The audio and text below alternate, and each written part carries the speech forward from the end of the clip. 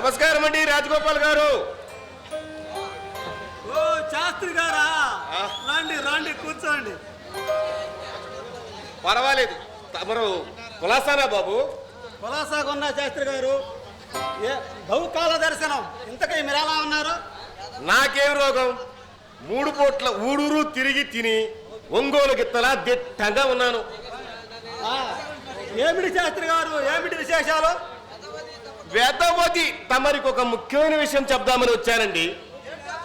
ఏమిటో అంత ముఖ్యమైన విషయం శాస్త్రి గారు? మరేమీ లేదండి, రాజమండ్రిలో ఒక మంచి సంబంధం ఉంది. చాలా గౌరవప్రదమైన కుటుంబం, తమరికి అన్ని విధాలా అనుకువగా ఉంటుంది. వేదవతి మనవి చేద్దామని వచ్చానండి. ఏమిటి శాస్త్రి గారు, ఇప్పుడు నాకు పెళ్ళా? వేదవతి తమరికి ఏం తక్కువండి? తమరేమైనా వయసుడికిన ముసలివాళ్ళు అనుకున్నారా? నీకన్నా పెద్దవాళ్ళు ఎంతో మంది ఇంట్లో పెళ్ళా ఉండగా సెకండ్ సెటప్ పెట్టుకుని సెటిల్ అయిన వాళ్ళు ఎంతమంది ఉన్నారండి. వేదవతి శాస్త్రి గారు చూడు శాస్త్రి గారు, ఈ వయసు పెళ్లిడికి వచ్చిన 2 పిల్లల్ని ఇంట్లో పెట్టుకొని వాళ్ళకి పెళ్లి చేయకుండా ఈ వయసులోనే పెళ్లి చేసుకుంటే నలుగురు 4 విధాలుగా ఆడిపోసుకోరు శాస్త్రి గారు. నలుగురు ఏదో అనుకుంటారని మన ఇష్టాన్ని వదిలేసుకుని కష్టాలు కొని తెచ్చుకుంటామా చెప్పండి వేదావతి? అయినా శాస్త్రి గారు, ఈ సమాజంలో అందరూ భయపడాలి కదా శాస్త్రి గారు. వేదవతి తమరేమన్నా తప్పు చేసే కదండి ఈ సమాజానికి భయపడాలి. ఇందులో తప్పేముందండి? ప్రస్తుతము నాకు ఆలోచన లేదు శాస్త్రి గారు. బహుశా అలాంటిది ఏదైనాగా ఉంటే మీకు మళ్ళీ కబురు పెడతాను శాస్త్రి గారు. అయ్యా రాజగోపాల్ గారు,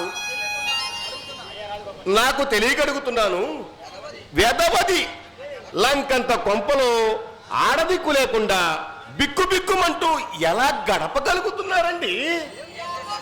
ఏమి చేస్తాను శాస్త్రి గారు, అంతా నా కర్మ శాస్త్రి గారు. నాకు తెలిసినప్పటి నుంచి నేను ఎవరికి అన్యాయం తలపట్లేదు. అయినా ఆ భగవంతుడు నాకు ఎందుకు అన్యాయం చేశాడో నాకు అర్థం కావట్లేదు శాస్త్రి గారు.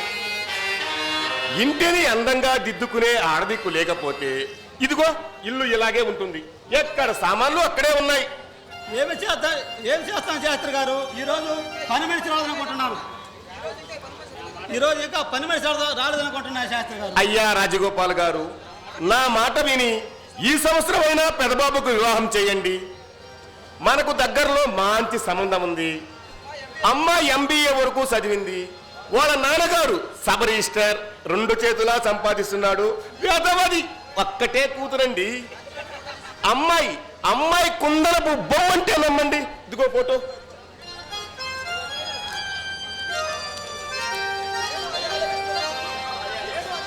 నేను అదే ఆలోచిస్తున్నా శాస్త్రి గారు. ఈ సంవత్సరంలో కార్తీక చదువు పూర్తయిపోతుంది. తరువాత చిన్నబాబుకు పెద్దబాబుకి ఇద్దరికి ఒకే లగ్నం చూసి పెళ్లి చేద్దాం అనుకుంటున్నాను. పెళ్లి చేసిన తర్వాత వాళ్ళకిద్దరిని బిజినెస్లో అప్పగిస్తే నా మనసు ప్రశాంతంగా ఉంటుంది శాస్త్రి గారు.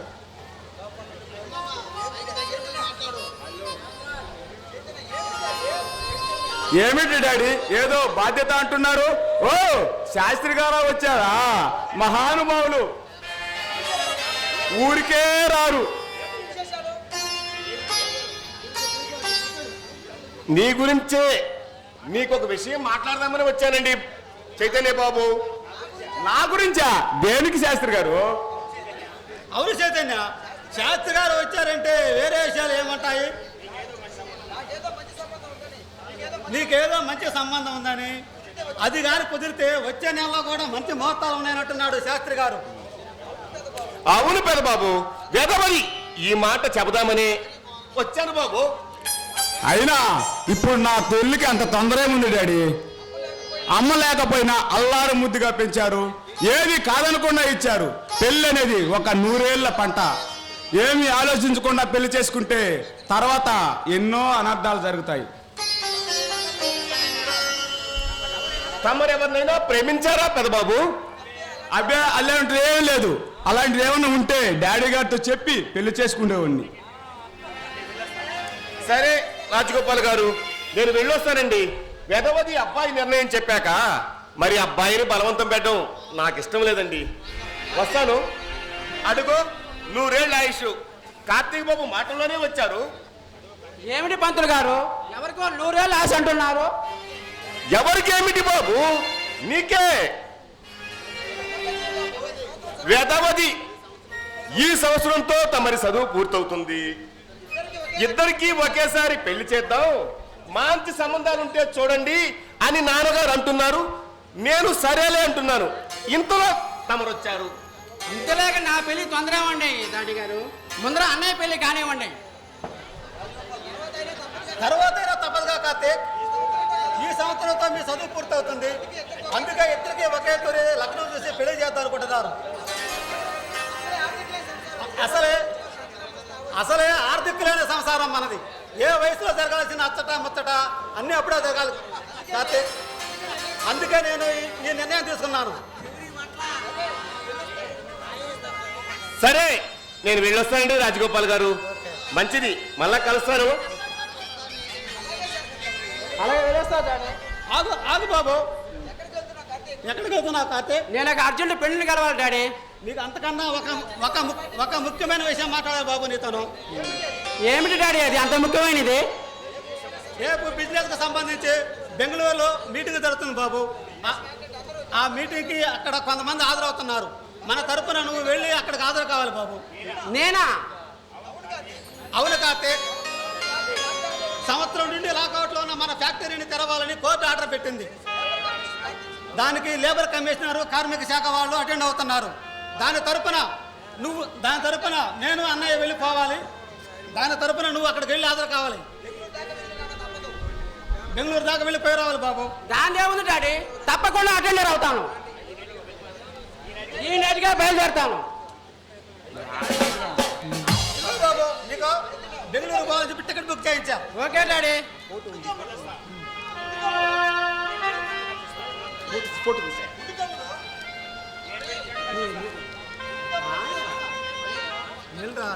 అలాగే డాడీ వెళ్ళొస్తా. నేను ఒక అర్జున్ పెళ్లిని కలవాలి. వస్తా అన్నయ్య. డాడీ ఏదో పెళ్లి సంబంధం అంటున్నారు. ఏది అమ్మాయి ఫోటో ఒకసారి చూపించండి. ఇదిగో బాబు.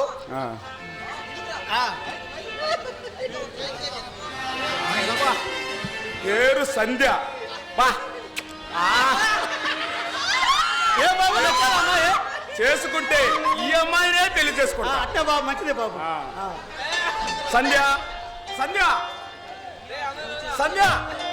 సరే బాబు, వేస్తా బాబు. సంధ్య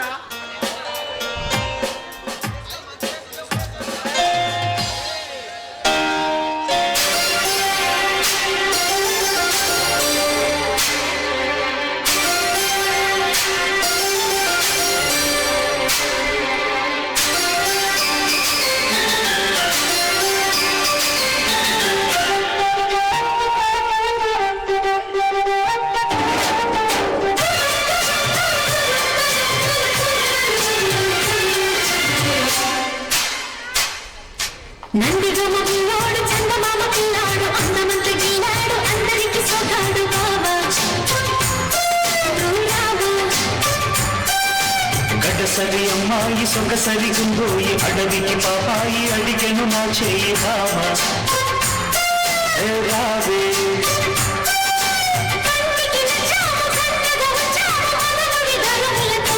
బామా రావే తోడైపోవే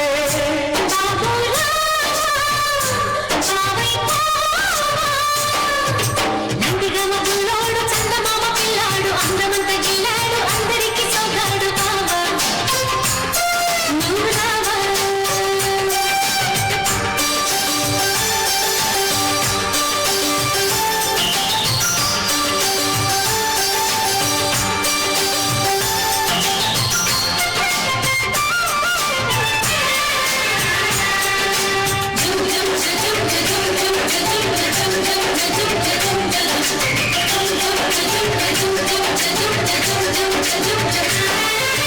నడుము దొరకని పడుచు కడుపుని కన్నాలే తడక కుదరని దుడుకు వయసున వెన్నాలి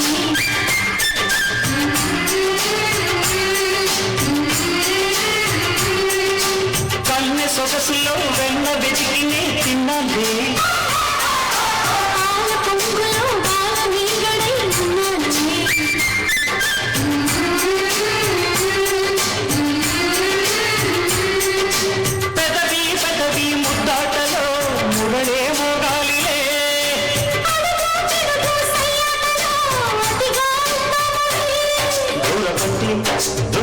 ప్రియతమా నందిగమ బుల్లోడు గడసరి అమ్మాయి నందిగమ బుల్లోడు చందమామ పిల్లాడు గడసరి అమ్మాయి సొగసరి గుండోయి బావా రావే